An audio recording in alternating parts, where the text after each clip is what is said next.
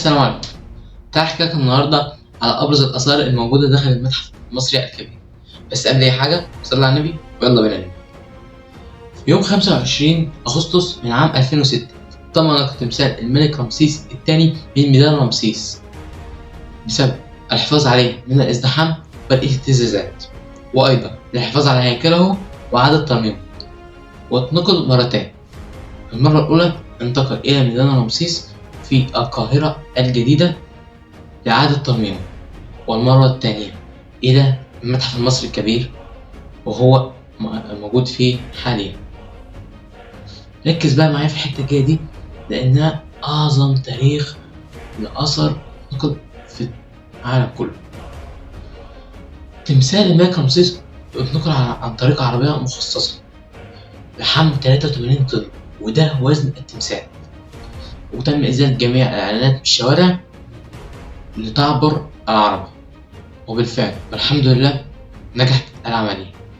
نيجي بقى للجزء الثاني من الحلقة وهو مركب الملك خوفو، المركب اللي يعود عمره لأكثر من 4600 سنة، واكتشفه العالم المصري على آثار كمال الملاخ سنة 1954، حيث لاحظ وجود حفرة بجانب هرم خوفو من الناحية الجنوبية، حفرة فوقها صخرة كبيرة، حيث وجد فيها 1224 قطعة مفككة لمركب منحوت من خشب الأرز عالي الجودة.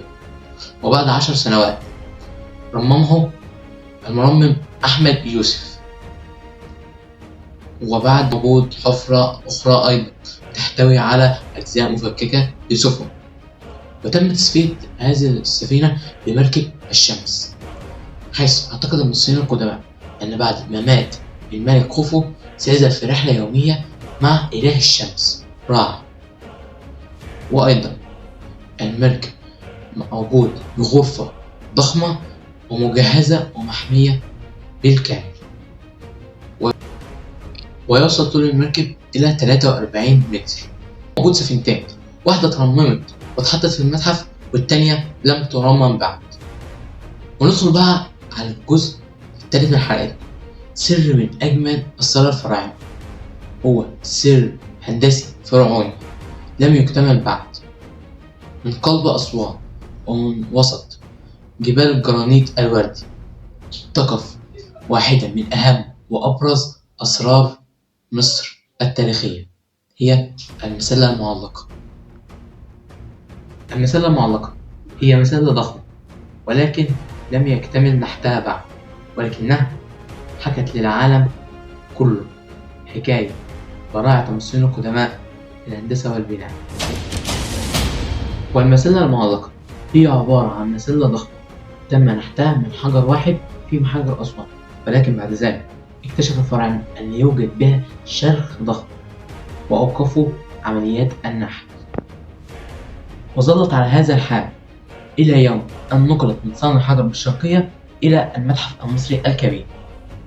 ولو كان اكتمل نحت المسلة لكان وصل طولها إلى 16 متر ووزنها إلى 110 طن. والمسلة تدل على عبقرية المصريين القدماء في مجال الهندسة وإبداعهم في البناء، وإنها الآن موجودة في واجهة المتحف المصري الكبير، ويمكن للزائر عند العبور من تحتها رؤية قاعدة المسلة وخرطوش الملك رمسيس الثاني، وأنها موجودة فوق قاعدة زجاجية.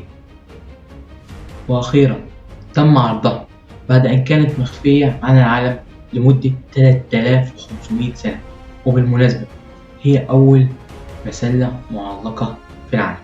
وبس كده وصلنا لآخر الفيديو، متنساش تصلي على النبي، تعمل لايك وتشترك في القناة وتفعل زر الجرس عشان يوصلك كل فيديوهاتنا الجديدة. وبس كده، سلام.